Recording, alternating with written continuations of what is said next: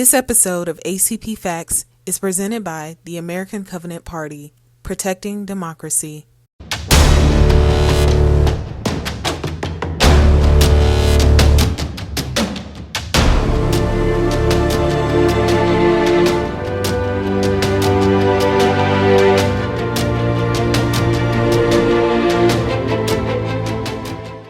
Hey guys, welcome to ACP FAQs. This November, you're going to hear a lot of political language trying to label you as a socialist, a fascist, a communist, or even a Republican. Not only is this pure nonsense, it's also irrelevant. There's only one thing that matters as we gear up for the upcoming election. Are we going to prioritize people or greed? To get the answer, we can actually use the federal budget for FY 2026. For the upcoming year, the total projected expenditures on what's called the primary expenditures, that's the total expenditures excluding interest payments, is Social Security, $1.7 trillion, Medicare, right at about $1 trillion, health, which includes Medicaid, the ACA, and federal employees, that's another $1 trillion, national defense, which is about $962 billion, social safety nets, welfare, that's $740 billion. Then we have veteran benefits and services, which comes in at $444 billion. And then finally, we have discretionary spending, which includes the actual work performed by federal agencies. That comes in at $370 billion. That comes to a total of $6.4 trillion. Now let's flip it over and look at the money coming in. Individual income taxes, $2.8 trillion. That one line is half of everything the federal government collects. Payroll taxes, that's Social Security and Medicare, coming straight out of your check. That's $1.8 trillion. And then we have custom duties, those are the tariffs, that's $418 billion. And then we have corporate income taxes, right at $404 billion. And then we have other, and that would include excise taxes, estate taxes, and fees, and that's $197 billion. That comes to a total of $5.6 trillion. So, when we compare the $5.6 trillion in expected revenue against the $6.4 trillion in non-interest expenditures, we're staring at around an $800 billion primary deficit. That annual deficit adds to the national debt, which now stands at $40 trillion, with interest payments approaching $1 trillion per year. Now, this budget reflects something that is truly unique to Americans. As Americans, our cultural identity is deeply rooted in the ideal of life, liberty, and the pursuit of happiness. And we believe that there is no greater system that delivers on those aspirations like capitalism. We equate free markets with freedom itself. We believe that to be a good American is to be a good capitalist. We treat capitalists like gurus, figures who, through sheer force of will, have conquered nature, mastered the marketplace, and unlocked the secrets to wealth generation. But then we collide with the hard reality of living in a complex nation of more than 300 million people. Making life, liberty, and the pursuit of happiness real for the vast majority of Americans, the working class, the elderly, and the vulnerable, requires government spending and taxation. Think about the things we take for granted every single day. What about a strong military that can defend the country, clean water, safe working environments, the interstate highway system? What about the Food and Drug Administration, ensuring that the medicine in your cabinet is safe? What about the Centers for Disease Control and the National Institutes of Health funding the scientific research that actually cures diseases? What about the FBI, the federal courts, or the national parks we vacation in? And most importantly, what about the $1.7 trillion for Social Security and the $1 trillion for Medicare that protects our parents and grandparents from dying in poverty? What about the $740 billion social safety net programs that ensures basic survival and human dignity if you lose your job, get sick, or fall on hard times? The federal budget isn't just a boring spreadsheet. It is the literal engine that makes the American dream possible. These programs provide a necessary floor into people's lives. You cannot pursue happiness if you're starving, unhoused, or crushed by medical debt. These expenditures are how we, the people, through our government, actively prioritize life, liberty, and the pursuit of happiness for all Americans. So, this leads us to the great American disconnect. For those who treat capitalism like it's the 11th commandment given to Israel on Mount Sinai, or better yet, for those for whom capitalism is the only true real religion, the federal budget represents pure socialism, the tool of the Antichrist. Federal taxes represents the theft of personal property, and federal expenditures represent the bribing of the public to line the pockets of greedy politicians who want to fund leftist, woke, transgender, transhumanist, feminist ideologies, or better yet, are using the budget to make 300 million people hopelessly dependent on government to enslave us to their will, which apparently they can easily accomplish by giving us free stuff. This belief system drives capitalist ideology, and in Ronald Reagan, they found their first modern presidential champion and most effective political spokesman. However, after the failure of the Reagan Revolution to rein in federal spending, the capitalists realized they had a massive political problem. We, the people, actually like our budget priorities. If a politician stands on the debate stage and says, "I am going to take away your Social Security and your Medicare," they'll be voted out of office.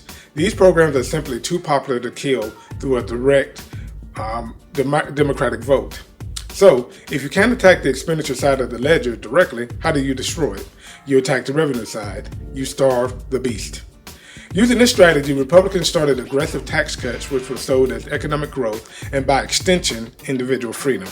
There was no need to cut federal expenditures because, as any idiot knows, tax cuts always pay for themselves. Then, as the budget deficit exploded, Republican politicians started the next phase of the plan and began to scream, "The deficit is out of control, we are bankrupting the country, we have to make the hard choices." And what is the beast they demand we cut? It's never the military, it's never corporate subsidies. The beast is always the primary federal expenditures, the $6.4 trillion spent on Social Security, Medicare, and the working class safety nets. However, this strategy ran into a problem when Bill Clinton proved you could raise taxes on the rich, spur economic growth, pay federal expenditures while making cuts designed to eliminate waste, and still generate a budget surplus. In other words, Reaganomics was a failure. Not to be dissuaded, the capitalists were able to get Bush Jr. elected. Bush Jr., unlike Reagan, didn't merely adopt the capitalist ideology. Bush was born into it. He was molded by it.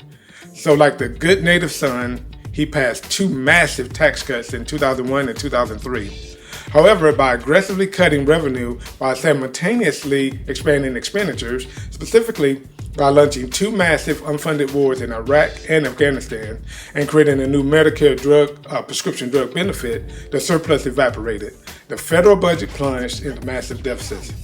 Given that Clinton raised taxes on the rich and we achieved record economic growth, while Reagan and Bush Jr. cut taxes on the rich and we got budget deficits, the rationale that tax cuts could spur economic growth was rendered moot. However, starve the beast wouldn't die. How does the starve the beast trap work in the real world?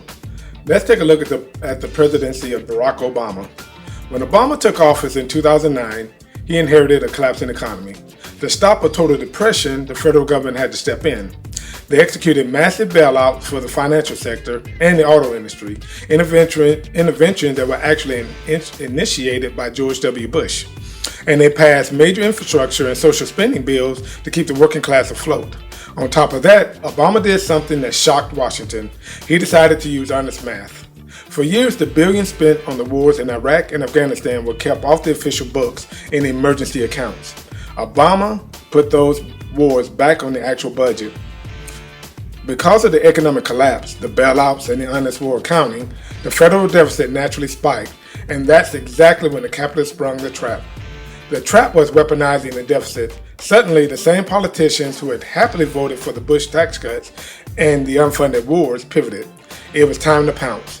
Overnight, the rallying cry became control. We're mortgaging the future of our children. They branded Obama the socialist in chief and named all of their fabricated outrage as the signature legislation, the Affordable Care Act. They painted the expansion of health care not as a necessary safety net, but as a socialist utopia that was going to bankrupt the nation, or worse yet, kill grandma. It was a brilliant, cynical piece of political theater, and it worked. Riding a wave of engineered panic over the deficit, Republicans swept the 2010 midterms. Now, they had Obama cornered. Republicans refused to raise the debt ceiling, which allows government to borrow money to service the federal budget. which meant they were literally threatening to default on the U.S. economy unless the government drastically cut spending. Here's where history proves what this fight is really about. Obama went out of his way to find a balance. He sat down with Republican Speaker of the House John Boehner to hammer out what was called the grand bargain. Obama offered massive concessions. He was willing to make painful, structural cuts to federal expenditures, including cuts to the sacred safety nets of Medicare and Social Security. All he asked in return was a balanced approach. For every few dollars in spending cuts, the capitalists would have to give up a few tax loopholes to increase revenue. But the grand bargain collapsed. Why? Because Bill Clinton had called the capitalist bluff in 95 and 96 by refusing to budge on their budget cut demands, eventually forcing them to negotiate a deal in which he came out the winner. Understanding they were being set up for the exact same outcome with Obama, even as he was giving into their spending cuts, the capitalists told Republicans, walk away. And they obediently followed orders. They walked away because the goal was never balancing the budget. The goal was to protect the revenue side of the ledger at all costs. The capitalists proved they would rather let the country default on its debt than ask the wealthiest Americans to pay a single penny more in taxes. To avoid a federal default during the 2011 debt-ceiling crisis, President Obama agreed to the Budget Control Act, which imposed sequestration, which are automatic across-the-board cuts to federal programs, which took effect during his second term. But when Donald Trump entered office, those spending restraints were repeatedly loosened.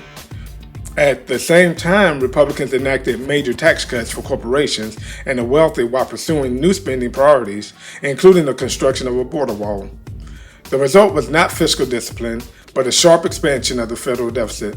This is the ultimate lesson of the Obama years. He entered office amid an economic collapse and inherited a government rescue of the very financial institutions whose recklessness had created the crisis. His administration continued using public money to stabilize the financial system, and he was roundly criticized for bailing out Wall Street while millions of ordinary Americans lost their jobs, homes, and savings. Yet, Obama spent the remainder of his presidency pursuing a fair and balanced compromise with the capitalists. What we learned is that there can be no lasting compromise with an elite that accepts government intervention when public money protects private wealth, but condemns that same government as socialist when it protects workers, retirees, and vulnerable families. When public spending is called socialism and taxing the rich is called theft, nothing short of dismantling the working class safety net will ever be enough. This brings us to the fatal flaw of the capitalists. It's not enough for them to be the richest people in society. They must also believe they are the best people in society. They have convinced themselves that they are not merely accumulating wealth, they are performing a profound moral good by creating it. When they look in the mirror, they don't see oligarchs. They see visionaries, benefactors, and saviors.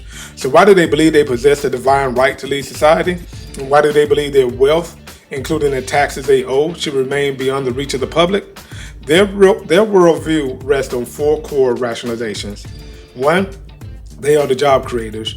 Without them, society stops. They are the sole engine of human progress. The working class doesn't build the economy. The working class is just lucky to be allowed inside the factory. So any wealth the capitalists accumulate is completely justified because they are the job creators. Two, meritocracy. Wealth equals virtue. They are the perfect judge of human character. If you are a billionaire, you are smarter, harder working, and morally superior. Of course, if you need the $740 billion safety net to survive, it's because of your own moral failure. Their wealth is not a product of any type of structural advantage. It's proof of their superior virtue. Three, they are the rational steward. They understand that democracy is messy, emotional, and dangerous. When we look at the masses, we see people. When they look at the masses, they see a mob. As the educated, the elite, the successful, they are the only ones rational enough to steer the ship. They don't want to destroy government. They just want government to answer to them because they believe they know what's best. Four, they are the benevolent kings, the philanthropy over policy. They believe society shouldn't rely on the socialism of the federal budget. Instead, they believe society should rely on their charity. They would rather pay zero on corporate taxes than donate a fraction of their wealth to a museum or a foundation with their name on it. Why? Because the taxes are democratic. We, the people, decide how they're spent. Philanthropy is power. They get to play king and decide who gets to eat. And yet, for all the good they imagine themselves doing, they never perform any self-reflection. Instead, they remain convinced they are unfairly cast as villains by an ungrateful, ignorant, and selfish society. What then are these poor, misunderstood souls to do? One man would answer the call. Like the savior he believes himself to be, he was initially rejected by the capitalists, only to be fully embraced after rising again from the political grave. When DJT came down that escalator in 2015, and even through the election in 2020, the Silicon Valley tech bros, the Wall Street elite, and the polished corporate donors collectively clutched the pearls. They publicly rejected him. They called him uncouth, volatile, and a threat to the orderly markets. But why then did they really reject him? It wasn't because of his policies. It was because of their own hubris, arrogance, and pride. The capitalist class had spent decades hiding behind the polite mask of the rational stewards. They wanted the brutal economic reality of their Darwinistic world, but they wanted it wrapped in the polite, dignified language of a charity gala. Trump didn't play by those polite rules. He stripped away the PR. He said the quiet part out loud. To the Silicon Valley and Wall Street capitalists, Donald Trump was their mirror image. He was their very own portrait of Dorian Gray. He was the unvarnished, unapologetic reflection of their own agenda, dragged out of the country club and put on national TV for the whole world to see. They hated him because he showed them exactly what they looked like without the makeup. Their pride prevented them from recognizing the one man uniquely suited to lead them. Obsessed with protecting their respectable self-image, they failed to understand that their political savior had been staring in front of them all along in both 2016 and 2020. He wasn't there to destroy the system. He was there to put it on steroids. And as he passed massive corporate tax cuts and slashed the regulations that held their wealth in check, the capitalists began to slowly realize the truth. The man they rejected for being too crude was the only man capable of destroying the socialistic disease plaguing America. So great was Trump's political influence that he gave the very people the capitalists privately despised a reason to defend them. And he did it by building on an ever-expanding vocabulary of insults: DEI hires, baby killers, the transgenders, illegal aliens, Muslims, BLM, that Marxist group, libertarians, Democrats, socialists, communists, and anyone else his base despised. Anything to keep the public laughing at, fearing, and fighting one another, while the capitalist class quietly collects the tax cuts. To conservative Christians, he'd offered himself as a protector.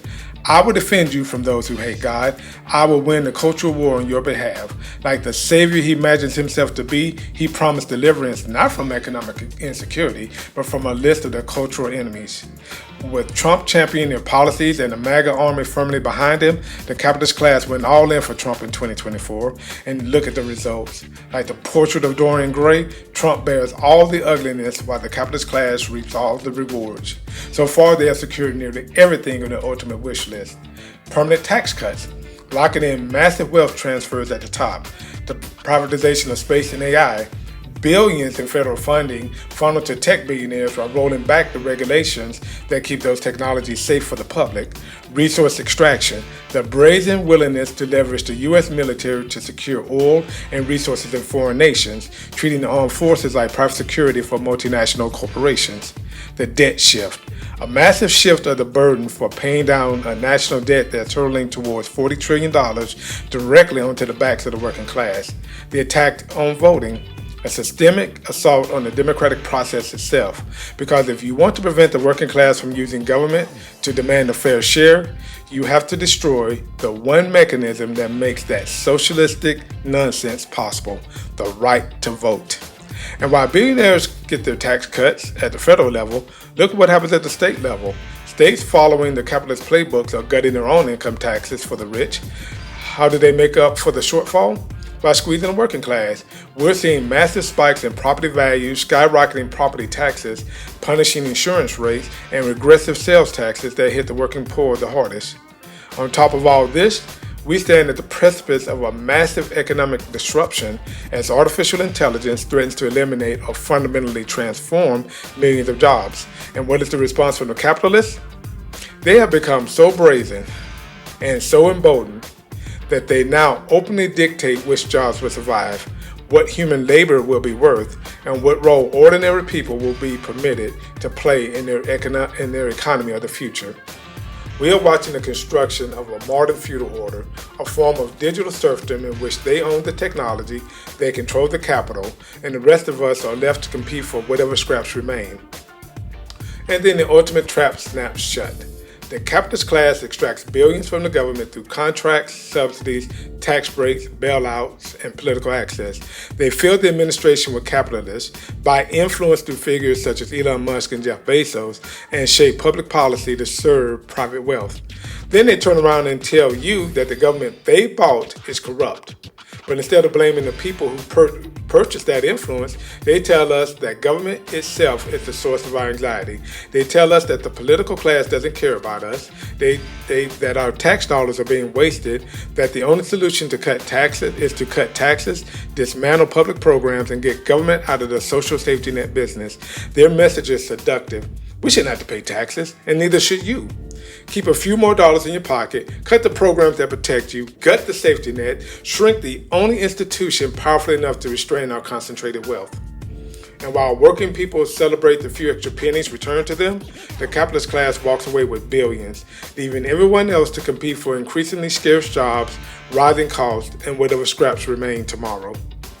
In Donald Trump, the capitalist class didn't merely find a politician. They found a spokesman. They found a savior. They found their own Dorian Gray, a man willing to bear the ugliness of their agenda while delivering the world they always wanted, a government remade in their own image. So, this November we have a choice to make. Invest in ourselves or surrender even more power to the capitalists. The federal budget is not merely a collection of numbers. It is a blueprint for the kind of society we choose to build. Public investment helped create the modern middle class, even as the same economic system produced an expanding class of millionaires and billionaires. But the capitalists view the budget primarily through the lens of property rights. To them, taxation means surrendering private property to a government from which they believe they receive nothing in return. They measure human worth by productivity, wealth, and economic output. That's why they rarely speak positively about work-life balance. Their message is always the same. If you want to succeed, work longer, sacrifice more, and ask for less. Their version of the American creed is not life, liberty, and the pursuit of happiness. It is life, liberty, and the protection of property rights, secured by a government of the capitalists, by the capitalists, and for the capitalists. In their America, the ultimate measure of their value is not who you are, how you serve your family, or what you contribute to your community. It is simply this: how much wealth can you produce? On the other hand, while we may respect certain accomplishments of the capitalist class, most of us don't define success solely by the accumulation of wealth. We're driven not only by the desire to succeed, but by the desire to live meaningful and fulfilling lives. We work hard, we are productive, but we also want time to enjoy our families, our friendship, our churches, our communities, and the people we love. In short, we want to experience life, liberty, and the pursuit of happiness secured by a government of the people, by the people, and for the people. That means building a society in which we help each other, we help one another without first demanding proof that they deserve compassion. It means caring for children and the elderly, assisting those experiencing homelessness, and extending grace even to people who have made poor decisions. It means providing medical care when it's needed. It means investing in the education of our children so that the blessings we inherited can be passed forward to the next generation. The federal budget does not merely represent a political, social, or economic ideology. It represents the covenant that binds the American people together. Unlike nations whose identities are rooted in a common ancestry, ethnicity, religion, or history stretching back thousands of years, America is not a naturally formed people. What we share is citizenship. Some of us are Americans through birthright citizenship. Others became Americans through naturalization, by choosing this country and taking an oath to join it. We're not bound together by blood. We are bound together by a civic covenant, a commitment to live as one people, accept responsibility for one another, and preserve the promise of America for the generations that follow. The federal budget is just one of the clearest expressions of that covenant. It reveals what we are willing to protect, what we are willing to invest in, and what obligations we believe we owe one another. So, look closely at the budget. What would you cut? What would you protect? How would you pay for it? And how should our tax system be structured? Should it serve a covenant people or a capitalist elite? That is what your vote means this November. Everything else is just political noise. Thank you.